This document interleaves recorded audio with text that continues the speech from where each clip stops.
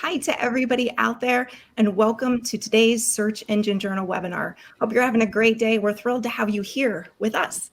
I'm joined by Wayne Jahansky of iQuanti and Invasha of Credello. We're going to be talking today about ways that you can scale your enterprise SEO program. I mean, as marketers, we would all agree that scaling in today's digital age can be a complex challenge.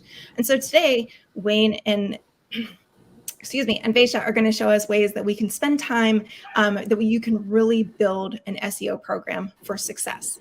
So before we get too deep into this, my name's Heather Campbell, and I'm thrilled to be your moderator today. If you want to share any cool tidbits from today's learning on social media, please use hashtag SEJwebinars. And let's meet our guests, Wayne and Vesha. Again, excited to have you here with us. Tell us a little bit about yourselves and iQuanti and Credello before we get started. Wonderful. Well, my name is Wayne Jahansky, and I'm the Vice President of Search and Site Experience at iQuanti. I have been in the industry my entire career.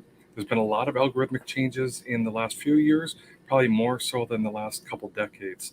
So I've been doing search before actually Google launched, and then working mostly kind of splitting my career both on the brand side and in the agency side. So I get a good kind of understanding of both points of view. And prior to that, before I did search, I was kind of working in the UX, kind of came up the development pathway, understanding the code base and the UI and the UX type of viewpoints of everything, and then the utilitarian purpose of getting search and how that evolved into where it is today. So excited to be here. Hi, everyone. I'm Invasha, and I head Credello, a fintech startup. I've been a digital marketer for 15 odd years now. At Credello, I kind of manage the product's growth strategy and handle both product management and marketing. A little bit about Credello. Credello is a personal finance site that helps users make smarter money decisions. It provides personalized guidance to help users reach their financial goals and build financial wellness. It also offers a marketplace with tailored recommendations for personal loans, credit cards, and debt consolidation. Now, SEO has been a key demand generation channel for us, and being a new entrant in a highly competitive market, we had some super huge SEO goals. So in today's webinar, I'm excited to talk through how, as a business, we set up the foundation and ecosystem to scale a very ambitious SEO program. Perfect. Great introductions for both of you. So I'm just going to go over some really quick housekeeping tips, and then we're going to get to the real meat of this. So if you experience any technical difficulties today, please use the chat box to let us know. There are separate tabs for the questions and the chat, so just take a second to get familiar with those. They're in the upper right of your screen. And with those questions, you can upvote any questions. If you see something that you like, that you're interested in, give that a thumbs up, and that'll tell us that it's important to you all out there. And we will answer as many of the questions as we can at the end of the presentation. There's also closed captioning option that's in that top right screen. Just click that little CC, and then we'll also do our best to link to any resources or tools in the chat. But if we miss one, just ask. They will also be included with your recap email that you'll receive later today.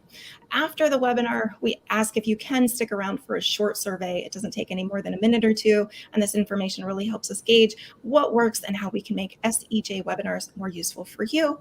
And lastly, it's the question we get asked the most. You will absolutely receive this full recording of today's session later in your inbox, so keep your eyes for that. And that's enough from me. Wayne and Vesha, it's all yours.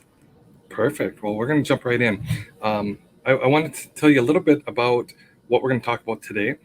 iQuanti is a digital performance marketing agency that is primarily in the digital space as it relates to search. So we have a really high emphasis on SEO. And today we're going to talk just about SEO and our demand generation. As we look at that, we're bringing in, and we should, from a Credello standpoint, which is one of our clients, it's always, I think, better to kind of understand kind of some of the gaps and challenges that maybe a client has directly from their mouth rather than us trying to articulate that. So today we're going to kind of go through and hear both sides of this story And as we do that, we're going to look at what it takes to kind of scale a program. Now, when we look at SEO in kind of tactical type of fashions, we look at initiatives, tactics. But when you're looking at an end-to-end program, for most enterprises, you're trying to figure out how can we scale this? How can we get some sort of momentum and move this forward at some sort of pace and cadence? So today we're going to look about what it means to capture consumer demand, how that fits into the picture, and then really kind of sizing the competition. In Credelo's standpoint, and we should mention that they were new to the market. They wanted to enter in, and it's a highly competitive market within the debt consolidation space of the financial sector. So what we had to do to assess the competition was critical in that component, so they knew what we were up against and what kind of gaps we were at. And then, of course, getting the content in the market. Content is always a hot topic. Everybody wants to know what to do with content, what to write, how to do it, and is there any tips and tricks on that? So we're going to talk about not just creating a piece here and there. We're going to talk about some pretty heavy lifts from a cadence standpoint that Anawisha and her team and brand faced in executing that. And lastly, how do we go to prioritize this? It's all well and good, but how do we get started in everything? So with that, I'm going to jump right into capturing consumer demand. And when I mention consumer demand, I'm really referencing what the audience, what your target audience is looking for, their search behaviors, what they are actually interested in as it relates to your products or services. So the first thing that we want to look at is the personas. What we do with the persona is that defines kind of the characteristics. The profile of a 20-year-old is very different from the profile of a 40 or 50-year-old, not only financially in Credelo's standpoint, but also from a user or search behavior or the way they interact with the web or digital assets. So understanding the different personas is actually pretty critical in the overall journey analysis that we're going to look at. And ultimately what we're trying to do is have informed decisions on what and how your users are going to use your site or the platform or the app, whatever you're actually kind of optimizing here. But we have to understand what these different personas are and if they actually influence the behavior. And if that influence does, or excuse me, if that behavior does influence overall the journey, then what we need to do is actually pivot and change the content or the assets that you have in market as well as that site experience. Okay. So when we look at the persona data, we're going to define each one of your different personas, and we're going to look at the different behaviors that we just talked about. One of the key things that we want to definitely do is understand what that journey looks like.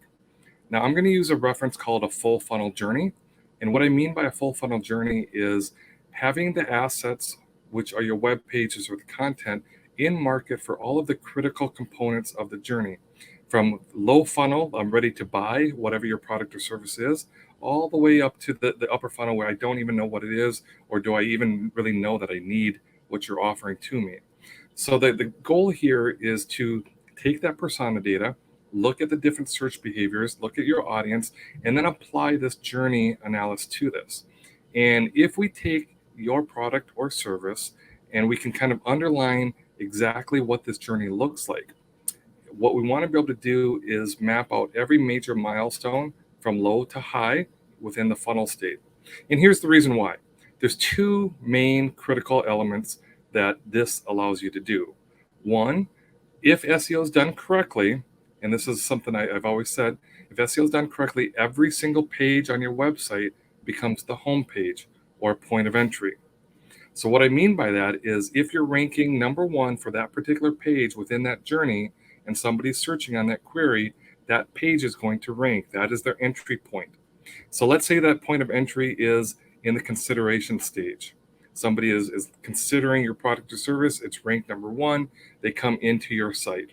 Now they've read it, they've consumed that content, and they need to either go up or down funnel. They're either ready to make a purchasing decision, moving down funnel, or they need a little bit more information and they have some more questions. They want to move up funnel.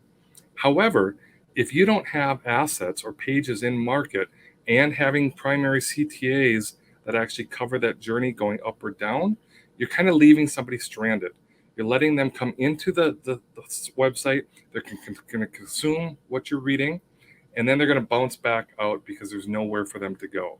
They cannot get the information to the next question because you don't have the assets in market. So that's a broken journey.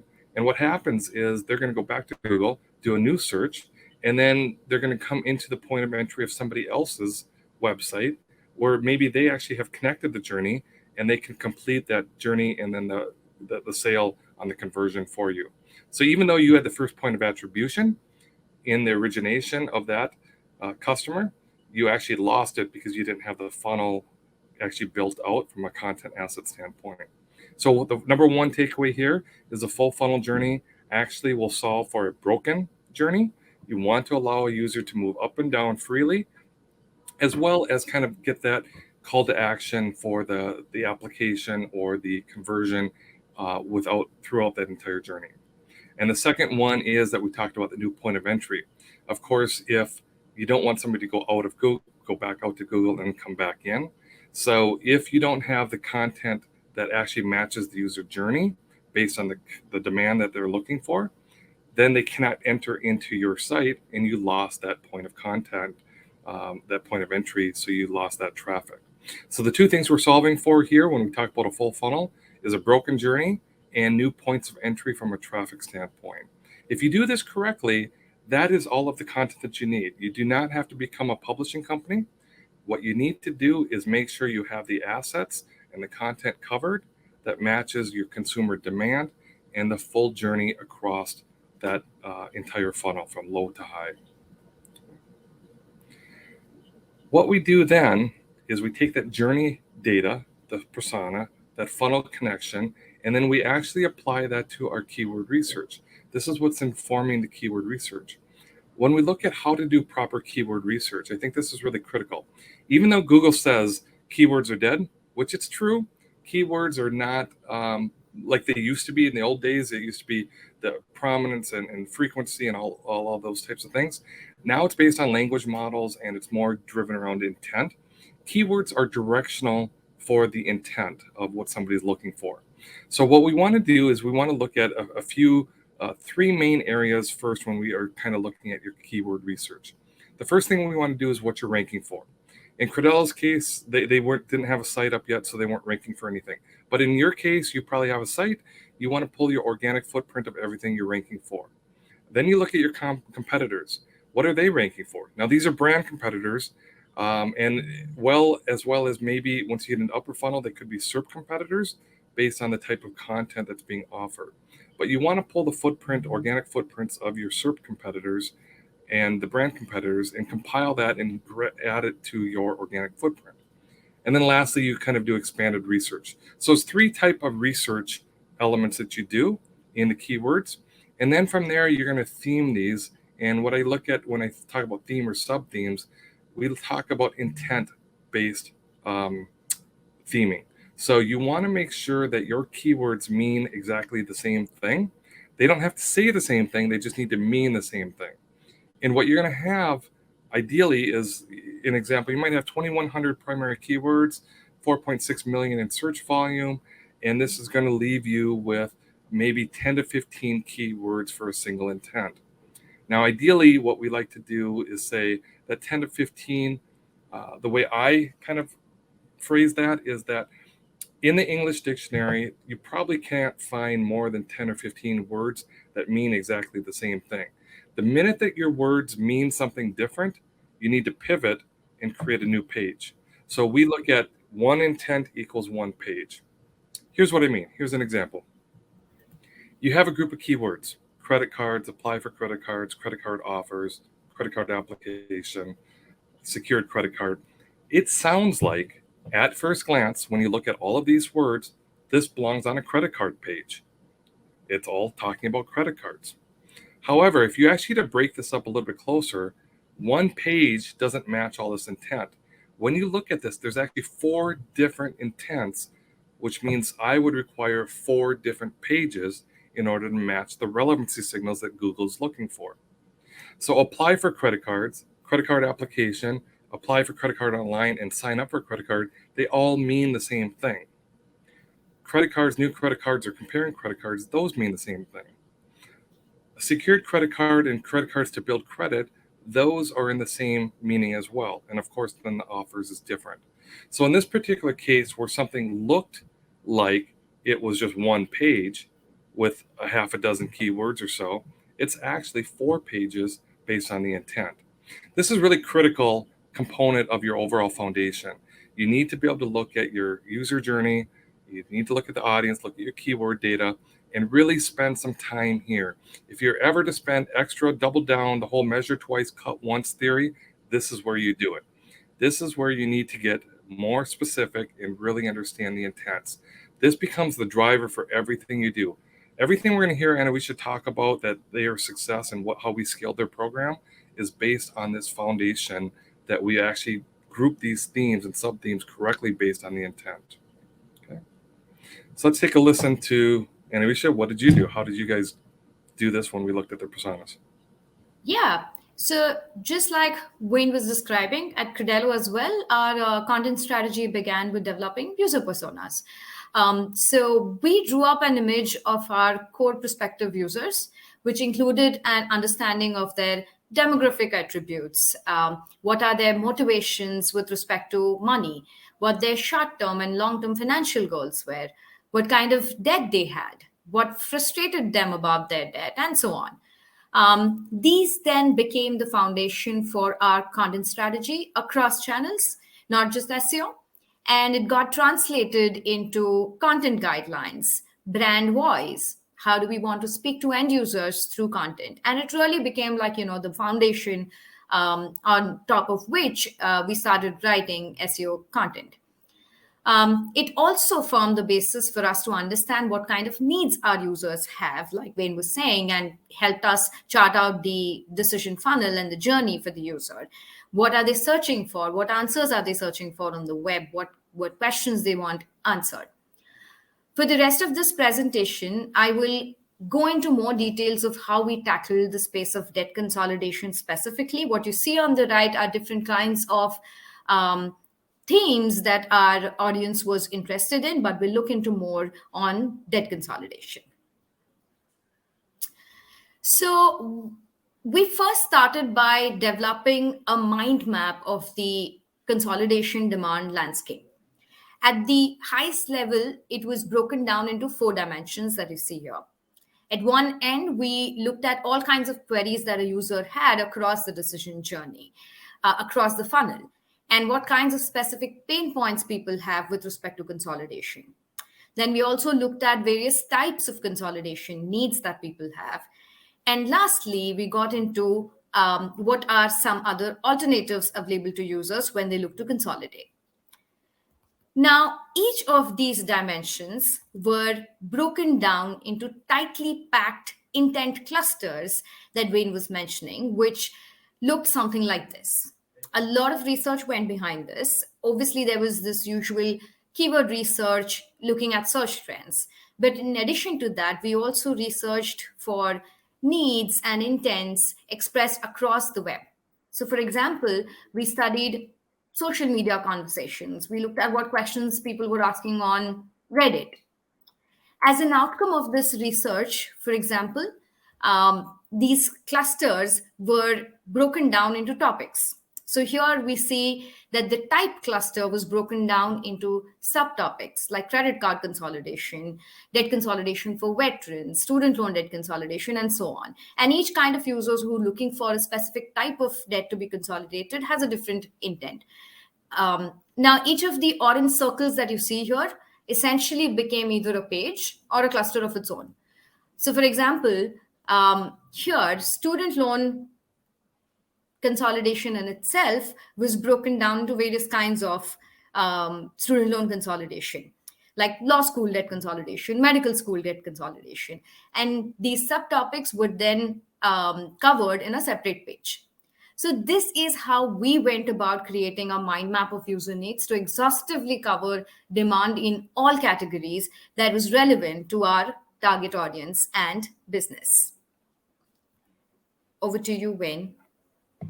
Yeah, wonderful. So after we have the data, one of the things that when you're looking at the market and how you are really going to attack and put an aggressive program together, we need to kind of understand what the competition's doing. So the first thing that we like to do is take that landscape that we just defined And whether it's 2 million or 56 million or whatever the keyword data is, that's the landscape that is actually going to define your markets and products or service across that full funnel journey. So as far up the funnel as you want to go, set that, define it, that's the market landscape. Now that becomes your baseline. That is what you're going to use as your North Star. And what you can do at that point is compare those intents to the assets or the web pages that you have on your website and figure out what you have in market that's published and what's actually missing. In this particular example, 16% is in market, 84% is missing. What's interesting here is out of the 16% that's in market, only 3.2% of that is actually contributing to traffic.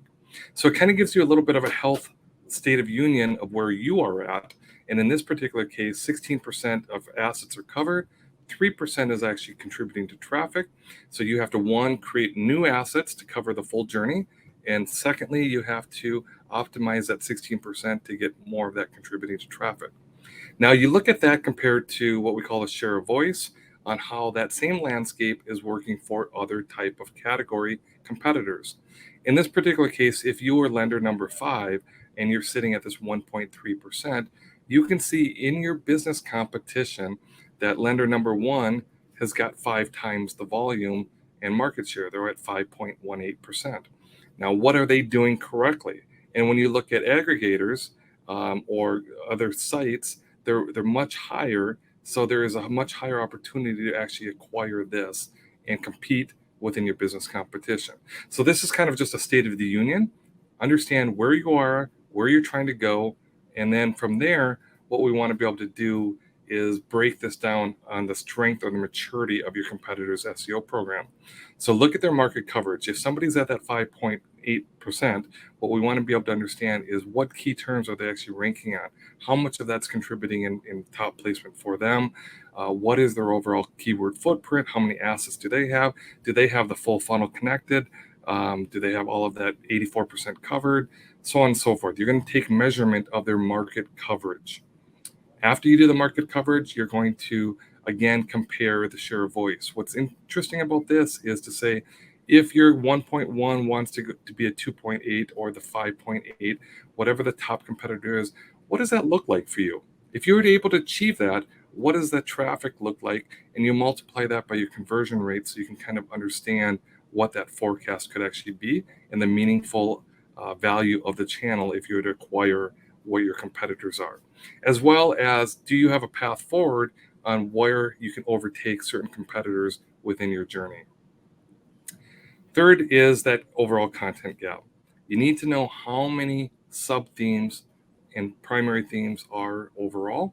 So if you had 225 total themes that made up that whole 56 million in volume, you maybe have 50 primary themes. And then like Anawisha said, even one of their primary themes like student loan consolidation actually had sub themes underneath that.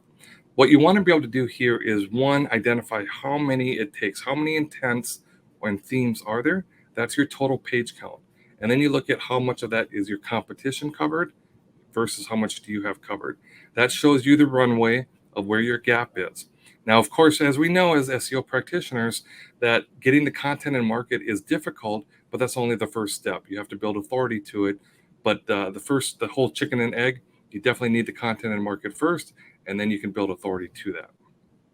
And then lastly is that authority component of it. After you have that content and market, you want to look at how strong your competitors' authority are. This is the overall gap. Now, I don't usually mention domain rank, DR or DA, domain authority. It's not a metric that we use as a KPI in a dashboard. However, it's directional. So if somebody's at an 86 and you're at a 40, that's a big gap. We know. But whether it's 86 or 82, that's what we really want to look at is total referring domains. The total referring domains, when you look at a domain level, will actually kind of underscore and highlight what the actual gap is in your authority. And then, of course, from the domain level, you go into the page level and figure out what that authority gap is. The goal here is to identify the strength of your competition, and this becomes your target set. You know how much content you need to create, you know how much authority you need to eventually build, and to get there. And then you can put a strategic plan together in order to kind of roadmap that all the way through.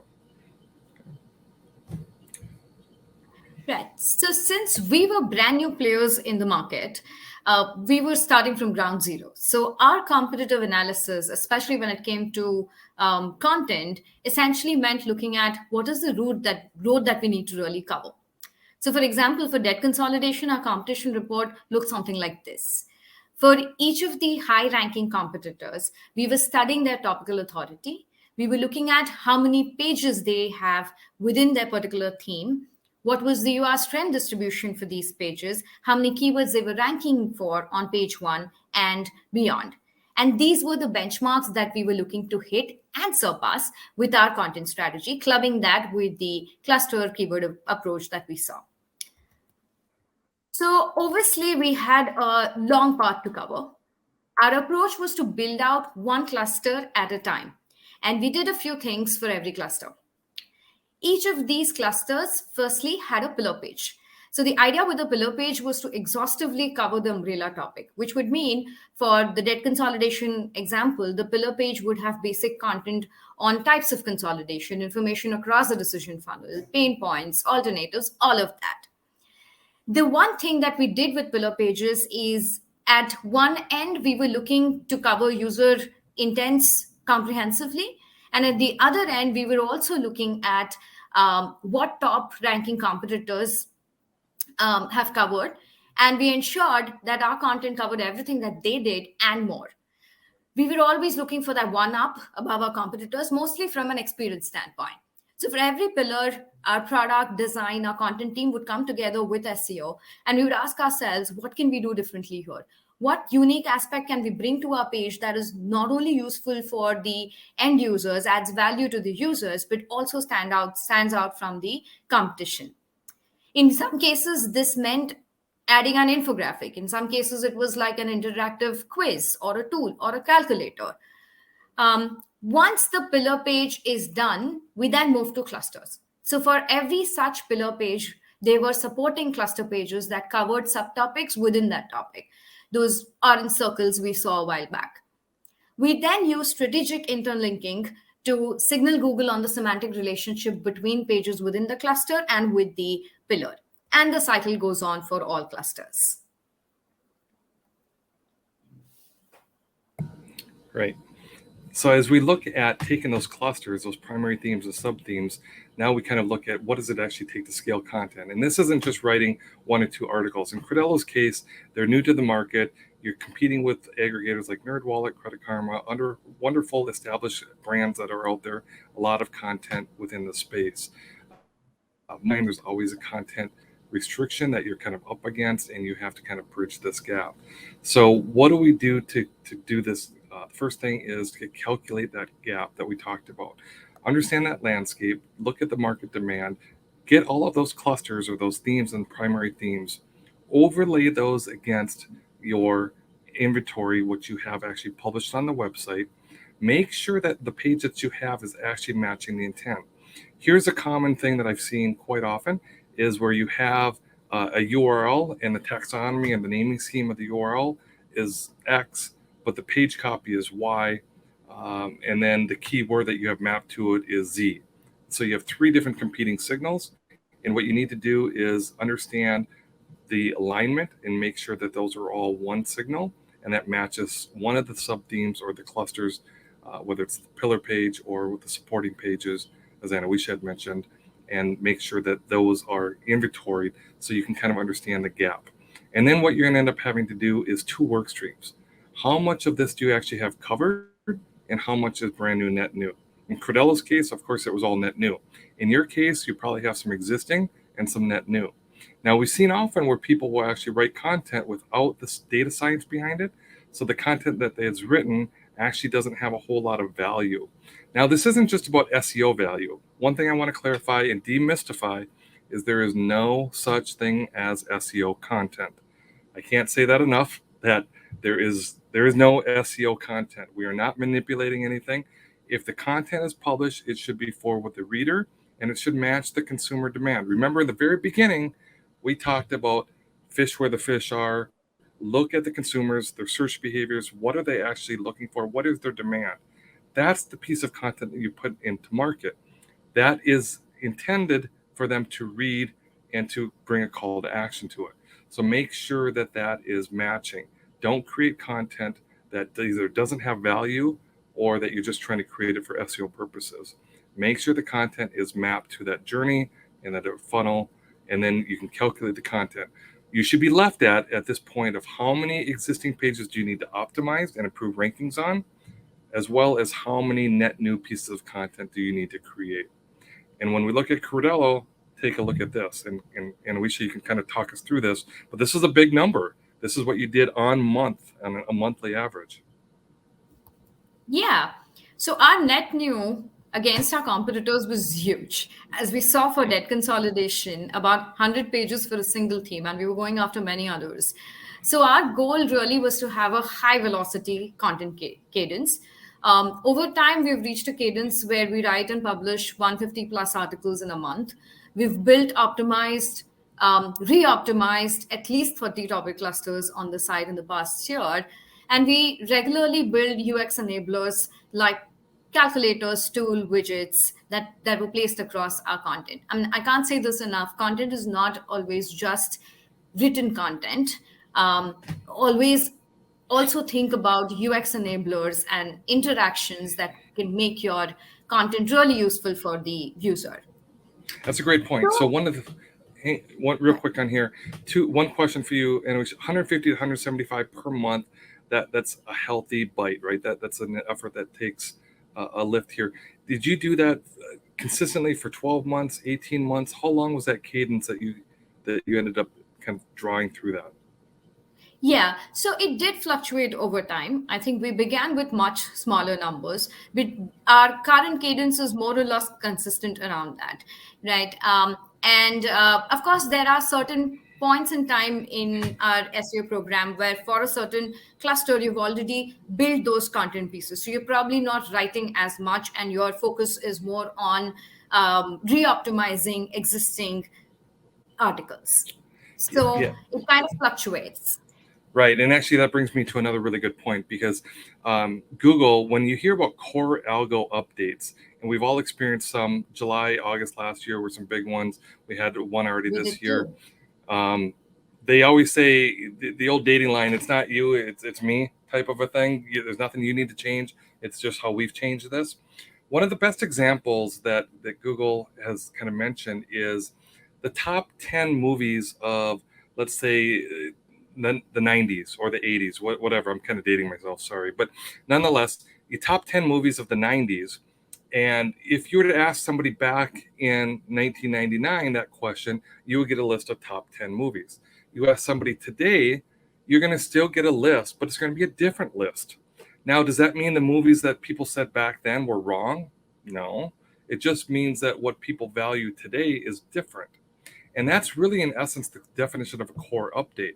So when Anna was just talking about, not only do we have to kind of build the cadence of getting the content in market, but then we have to keep an eye and a pulse to go back. As an SEO provider for the Cordello team, we kind of go back and look at those relevancy signals on a regular basis. And you may have to re-optimize something and rescore something that you published 6 months or a year ago, because there's a core update and the algorithm has shifted how they interpret the intent of that query. How that interpretation is driven will automatically kind of drive the outcome of how your page should be written. So you want to make sure and match that intent. Secondly, on here, the UX enablers that we should have mentioned, not only great for engagement metrics and usability, but this 10x content is something that's been coined years and years ago. Write something that's 10 times better than what's already currently out there. As you can kind of look at your pillar pages and your high traffic, high demand pages, you can put this extra effort into those pages, and they're going to allow a stronger draw and usability. And Google's going to reward you for that, especially if you can build authority to those pages. Right. So let's look at how did we go about executing all of this. At the very top, quality has been a primary focus for us. So we have a strong editorial team that ensures there's depth, there's usefulness of content in an article, that ensures consistency of voice across all content. Every article before it goes for publishing is also scored against content quality parameters, and we iterate till the quality is better than the top ranking page on SERP. So for content scoring, we use ALPS, iQuantity's SEO enterprise platform. The second lever for us has been agility. Like Wayne was mentioning, it's not that we've had the same cadence of monthly articles every month, right? So we needed agility to be able to scale up or scale down as required. We've built this network of freelance writers with varied skills. Some of them have deep experience with a niche like credit card, some are more multifunctional. So, having this network not only allowed us to scale up and down, but also helped us to execute multiple types of content requirements in parallel across different categories as we needed. Lastly, we needed velocity, which was always at the top of our chart. So a bulk of that was velocity was possible with processes and framework from SEO. But now I've worked for a marketing agency in past and have often seen that best of the SEO solutions not getting enough traction in execution just because of lack of resources across different supporting functions on the client side. So at Credello, from the start, we made sure that we had a dedicated engineer for SEO needs. Content publishing especially has its own track and works in parallel to our product engineering sprint cycles. We also have separate designer bandwidth for visual content and experience enablers.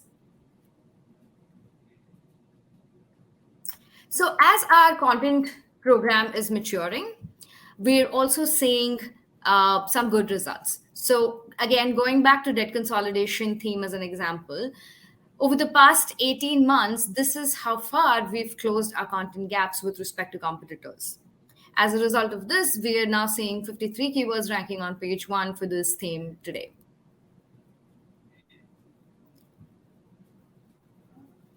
Yeah, and as we look at that, the maturity of the program of the content for Credello is not only getting the content and marketing the relevancy, but it's also the journey of building that authority to that. The content's not going to rank without those trust signals, and that is something that takes a little bit of time, and that's also done through some content efforts as well. So as they're growing and their maturity grows within the organization, the brand, that content and the relevancy is going to kind of pick up momentum and continue to rank at a faster rate. So when we look at all of this that we've talked about today, of course, the question always comes up, how do we prioritize? There's so much to do, and we have limited resources. How do we do this?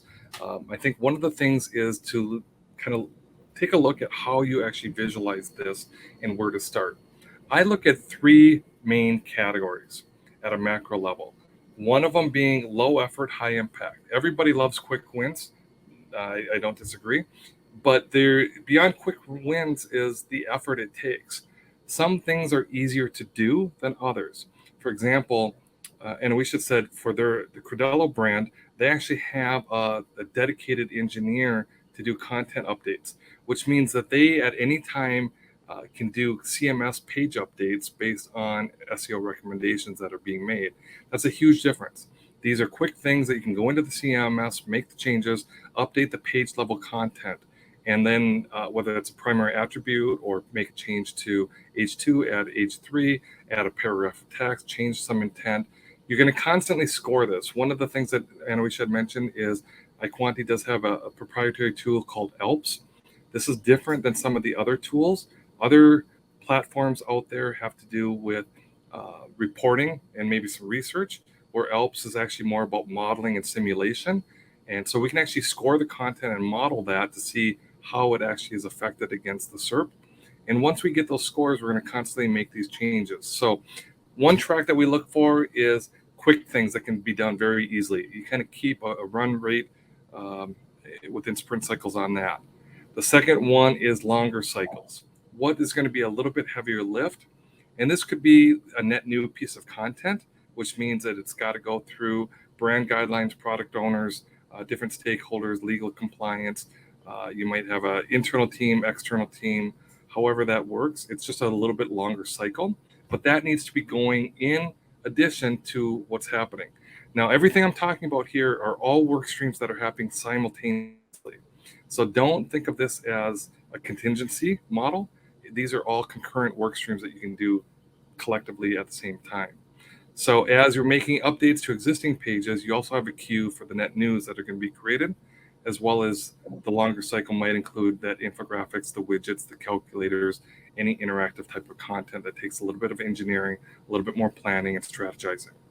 Lastly, of course, in that component or that area category is template changes. If you're going to make master template changes, a bit longer, heavier lift as well. The last one being your sprint cycles. Sprint cycles, most large brands are always working within a defined sprint cycle. Usually it's a 2-week period, but these are things that you want to look as well, that you can kind of get into that, your page speed, your core web vitals, your template changes that we just talked about. Maybe it's global navigation, things that take a little bit longer. So what you want to be doing here, the takeaway is to look at all three of these together and independently, and put different plans together that you can do all three of these activities in these different categories at the same time. When it comes to the sprint cycles, what we kind of had coined or look at that seems quite successful is piggybacking on existing sprint cycles. Now, this is where your SEO program's got to be a little bit more modular, a little bit more flexible, rather than saying that you want to work on this page here. Really, if this upcoming page or the upcoming sprint cycle is actually targeting, a page that you're not looking at, you might want to say, okay, let's pivot and say, let's look at this page because that's in an upcoming sprint cycle in 2 weeks or 4 weeks from now. And when we look at that, what's going on? What is that going to be at a template level, or is it going to be at a page level? Can we piggyback on that sprint cycle, make some SEO optimizations? So now it's not a big heavy lift. The sprint cycle is already planned, it's already dedicated, already targeted to a particular page or template or initiative, and you just add the SEO value on that.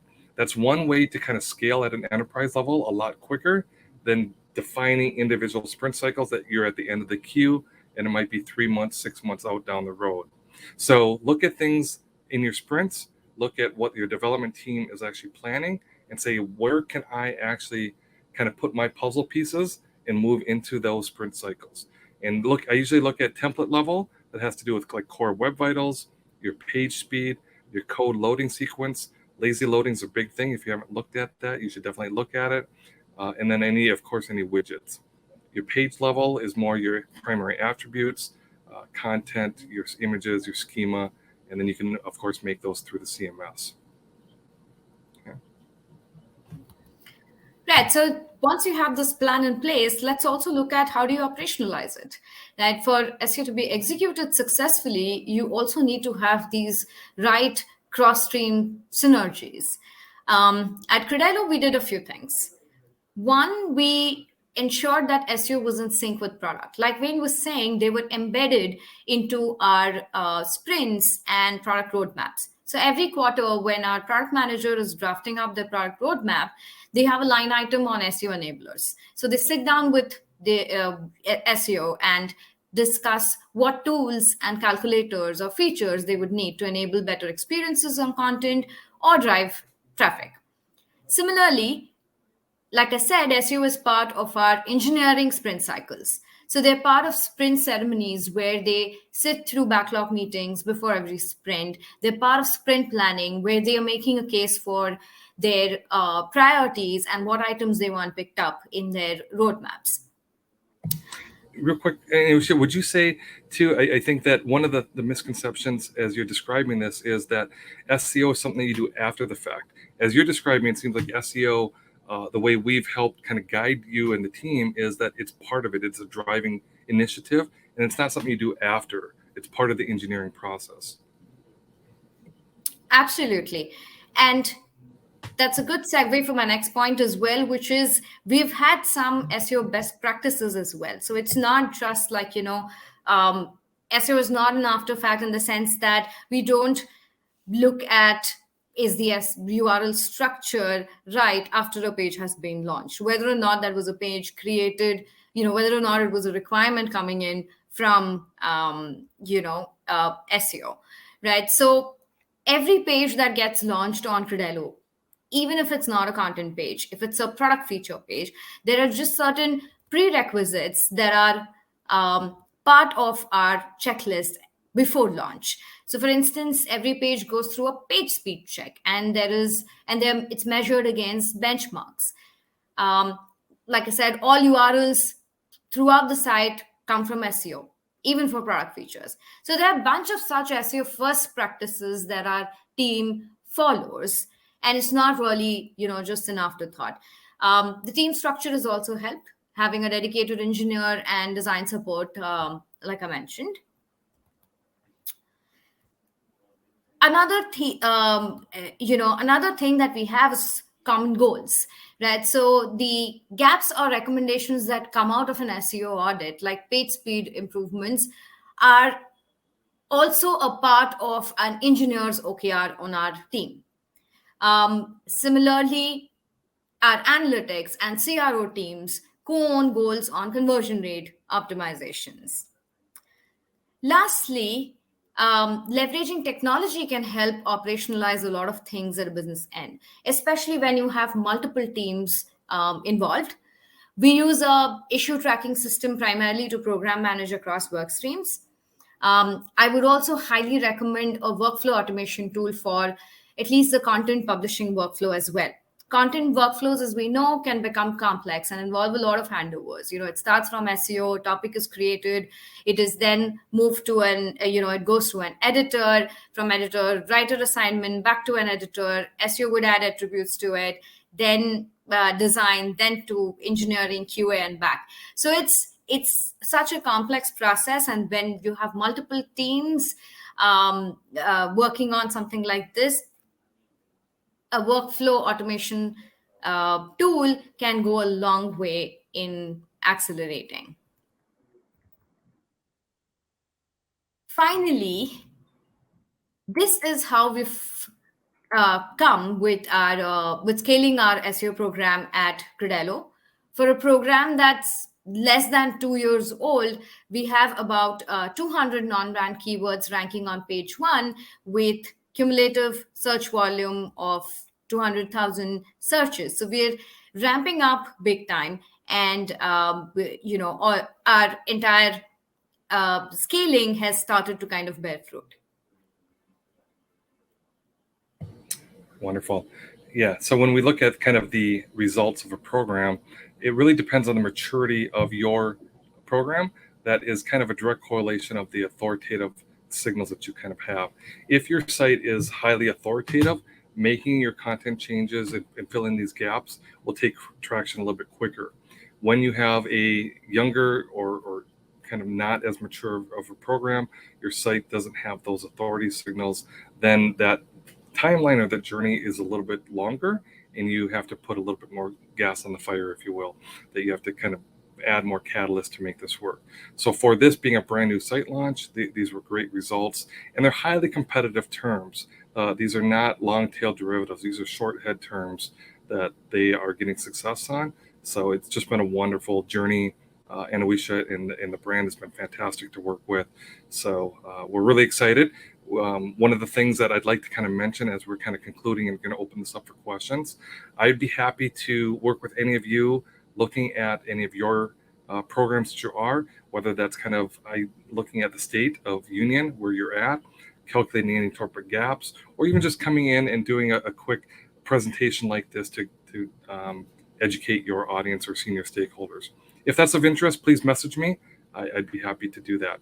But for there, I think now we can kind of open that up to a quick poll here. So Heather. All right. That is great stuff, both of you. Thank you so much. So went ahead and launched that poll. If it doesn't pop up for you all, you should see it under the polls tab, so you can go there. So yeah, what's the biggest challenge you face in scaling your SEO program? It looks This will like be interesting. because I think I hear content always, but then authority is typical one. Some of them, people just don't know where to start. There's so much to do. How do we actually get started? So this will be kind of interesting to see what the results are here. So far, scaling the content program is the leader. You've got Yeah. 43% there, which is not surprising, right? That's what they're here to talk about today or learn about. Yeah. It is. It's a hot topic. It always has been. For years, Google, everybody in SEO has always said content is king. True, very good statement. But knowing what to write, how to write it, and where to write it is kind of another thing. You don't want to just write content just to write content. It's got to be meaningful. It's got to match that search demand and apply to that user journey overall. Yeah. Absolutely. All right, so we're going to close this poll, but yeah, the winner with 38% was scaling the content program. Cool. Second was building a third authority, and third was improving technical SEO. So. Okay, wonderful. All right, are we ready to open it up to some questions? Yeah. Let's do this. All right, so first question from Aubrey. When you're choosing a keyword family based on intent, do you optimize for a single keyword and then use the other terms in the keyword family? Great question. So if you do the keyword research correctly and you've mapped or grouped these keywords into what I'm saying like-minded intent, so all of the keywords mean the same thing. Your content that you're going to do is going to be optimized for the intent, not so much for a single keyword. It's going to be for the intent that represents the sum of the keywords. Now here's where things gets messed up. There should be a primary keyword, what we call a hero term, that has the highest volume that represents that intent. That should be in your title tag, and that should be in your H1 tag, and that should kind of drive the overall intent of the page. But the body copy and everything that you're writing about should be more intent-based. So make sure that you understand the intent of a query. If you just have some terms, the intent is very hard to kind of distinguish. Personal loans, credit cards, high volume, good terms, but do you really know what the intent is? If you don't know, or you want to just verify, go to Google and look at what's ranking and make sure that you're understanding how Google is seeing the intent. It doesn't matter how you and I see the intent, it's how Google sees that intent. So to answer your question, optimizing should be based on the intent. The minute your keywords switch and pivot to a different intent, then you need to create a new page. So that the rule of thumb is create one page for one intent, and then you are going to kind of ride out the storms of any algorithmic updates or changes, because for the most part, not everything, but for the most part, if you can stay and understand that intent, you're going to be less volatile when the core updates do make some changes. Great. Yeah.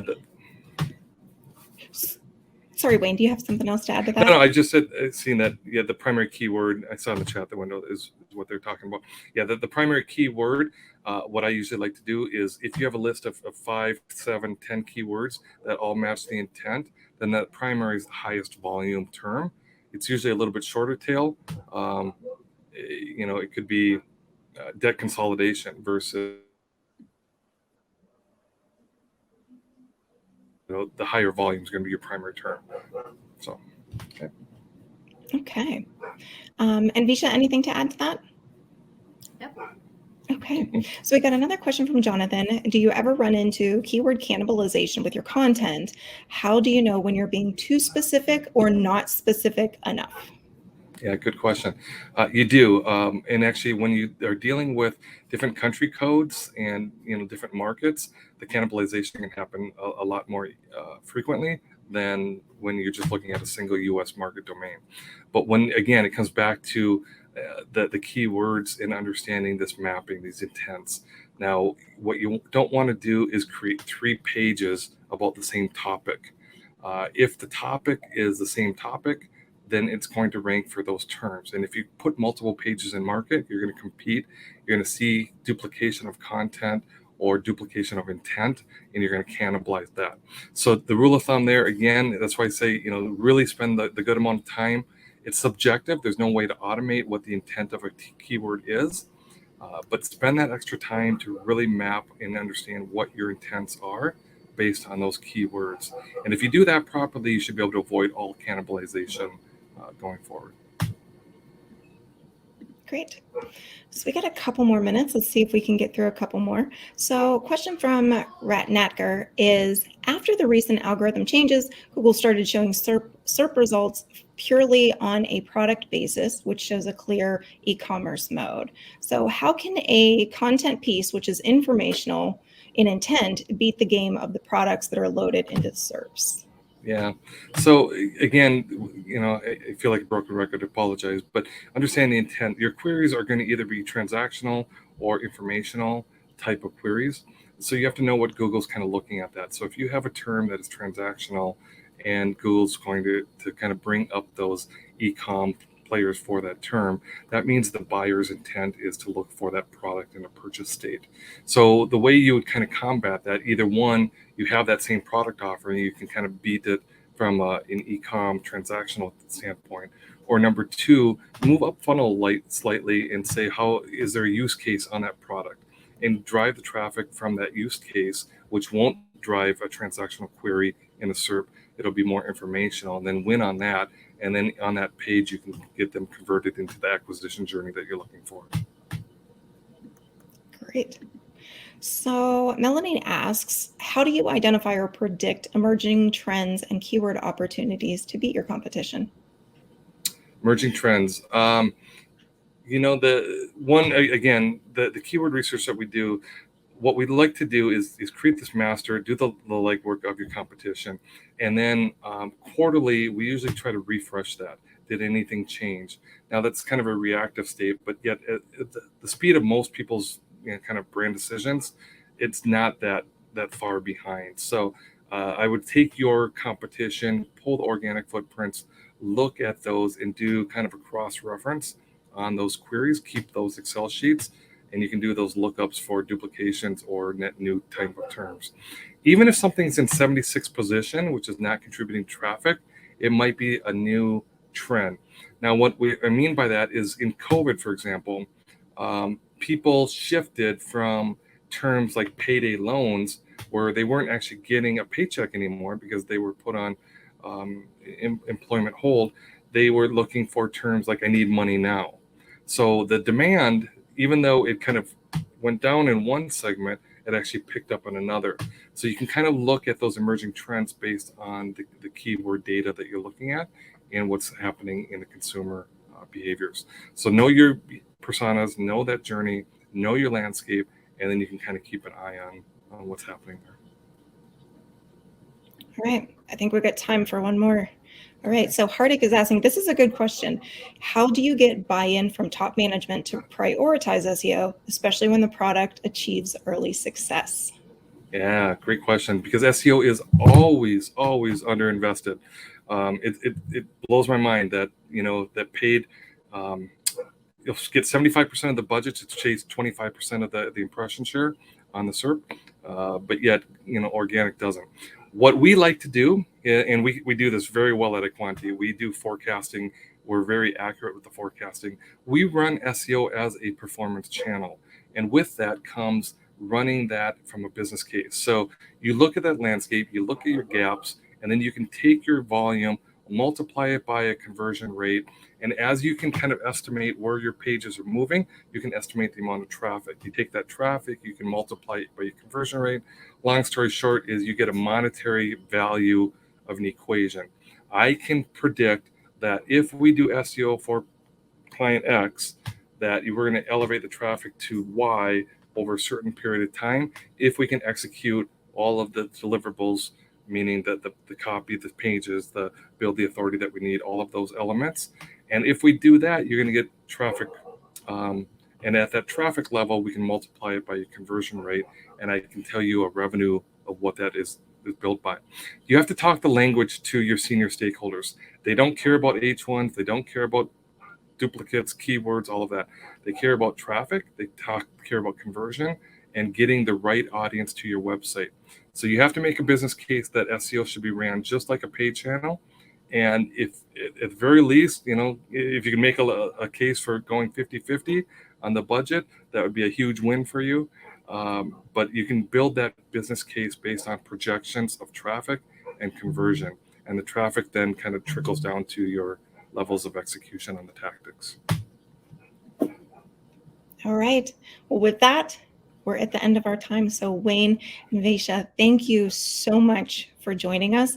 There's other questions, so we'll make sure that they get to you on the back end. Wayne, if you guys want to follow up, because Robert, I know your questions about tips on authority, I saw that come through. So sorry we weren't able to get to that. But with that, before we, sign off, Wayne and Vaisha, do you want to let the people know, where to find you? Yeah, absolutely. I am on LinkedIn. You can find me at Wayne Chahansky, or I believe my email is wayne.c@iquanti.com. Also, send in your questions. I actually personally look at those and I'll answer those. I'll do them as quick as possible, but you're not just going to get a yes or no answer. I'll actually kind of answer it like I would right now. So please, I encourage you to answer those, put in any questions that you have. And again, I would love to follow up with your team if that is available to you. Anvisha? And you can find me on LinkedIn as well, Anvesha Majumdar, and my email is anvesha.m@credello.com. Thank you so much for listening to us and for the wonderful questions. Yeah. Thank you all. All right. We'll see you guys next time. Thanks. Have a good day. Bye-bye.